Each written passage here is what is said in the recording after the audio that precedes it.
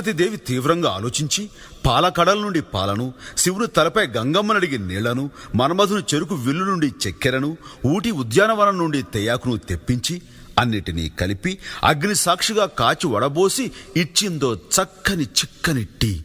అది తాగిన బ్రహ్మ ఆనాటి నుండి ఈనాటి దాకా రెస్టు లేకుండా సృష్టి కొనసాగిస్తూనే ఉన్నాడు. అంత మహత్తున ఈ టీకి మరో పేరే ఛాయ్ మేరా భాయ్. ఈ ఛాయ్ చరిత్రను నోరారా చెబుతా, నోరూరేలా వినుకోవోయ్. ఆహా. ఆ